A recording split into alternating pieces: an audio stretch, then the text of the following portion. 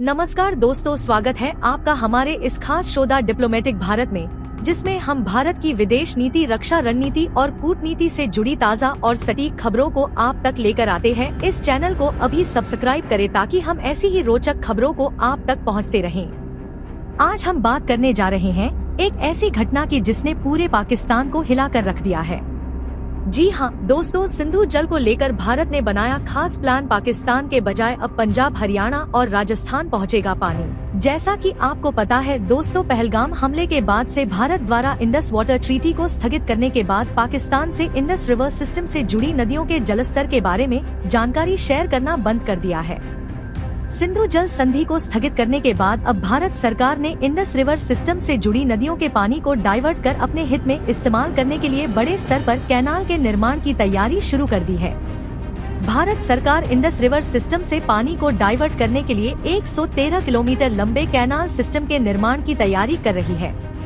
सूत्रों के मुताबिक सरकार की तैयारी इंडस रिवर सिस्टम से जुड़ी पाकिस्तान की ओर बहने वाली 3 वेस्टर्न रिवर्स झेलम, चेनाब और सिंधु के पानी को 113 किलोमीटर लंबे कैनाल का निर्माण कर उसे पंजाब, हरियाणा और राजस्थान डाइवर्ट कर वहां के किसानों को खेती के लिए जल मुहैया कराने की योजना पर काम चालू कर दिया है। इस योजना को कार्यान्वित करने के लिए प्रिलिमिनरी रिपोर्ट तैयार किए जा रहे हैं और फीजिबिलिटी स्टडी भी शुरू की जा रही है।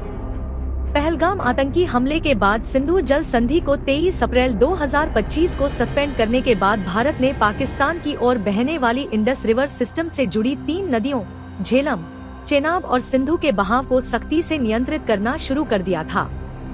पाकिस्तान की अभी क्या स्थिति है दोस्तों? आने वाले समय में पाकिस्तान में भयावह स्थिति उत्पन्न होने वाली है, क्योंकि पाकिस्तान खेती के लिए जरूरी पानी का करीब 80% इंडस रिवर सिस्टम पर निर्भर रहता है। ऐसे में पाकिस्तान की मुश्किलें आने वाले समय में और बढ़ सकती हैं, क्योंकि मॉनसून अभी दूर है। इंडस रिवर सिस्टम से जुड़ी पाकिस्तान की ओर बहने वाली नदियों में पिछले साल के मुकाबले अभी कम पानी बचा है और गर्मियां अपने चरम पर है, किसके कारण पाकिस्तान में सूखाग्रस्त होने जैसी परिस्थितियां निर्मित हो गई है। दोस्तों, इसी तरह गर्मी के बाद जब मानसून आएगा तो आने वाले समय में पाकिस्तान में बाढ़ का खतरा मंडराने लगेगा।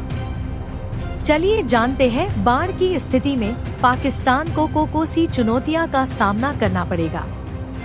दरअसल मॉनसून आने के बाद पाकिस्तान को एक नई चुनौती से जूझना पड़ेगा, क्योंकि भारत ने इंडस वाटर ट्रीटी को स्थगित करने के बाद पाकिस्तान से इंडस रिवर सिस्टम से जुड़ी नदियों के जलस्तर के बारे में जानकारी शेयर करना बंद कर दिया है। ऐसे में जब मॉनसून सीजन के दौरान इंडस रिवर सिस्टम से जुड़ी नदियों का जलस्तर बढ़ेगा तो इससे पाकिस्तान में बाढ़ का खतरा और बड़ा हो सकता है और उसे आपदा झेलनी पड़ सकती है।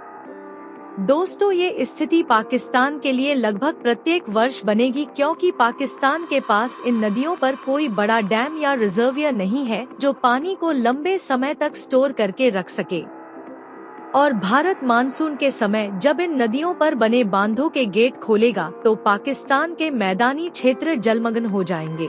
भारत पहले से ही इंडस रिवर वाटर ट्रीटी में बदलाव चाहता था और बार बार पाकिस्तान से अपील कर रहा था, लेकिन पाकिस्तान इसके लिए तैयार नहीं हुआ। वही पहलगाम आतंकी हमले के बाद भारत ने इंडस वाटर ट्रीटी को स्थगित करके पाकिस्तान को एक कड़ा संदेश दिया कि उसे सीमा पार आतंकवाद को रोकना ही होगा।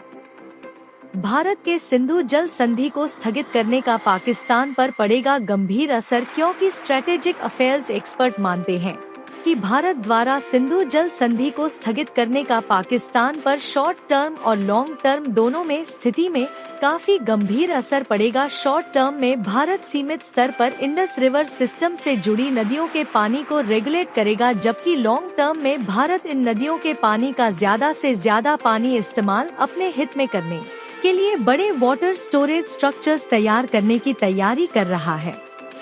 जाहिर है आने वाले दिनों में पाकिस्तान में पानी और खेती का संकट बढ़ने वाला है, जो निश्चित तौर पर पाकिस्तान में आर्थिक, राजनीतिक और भौगोलिक संकट पैदा करेगा।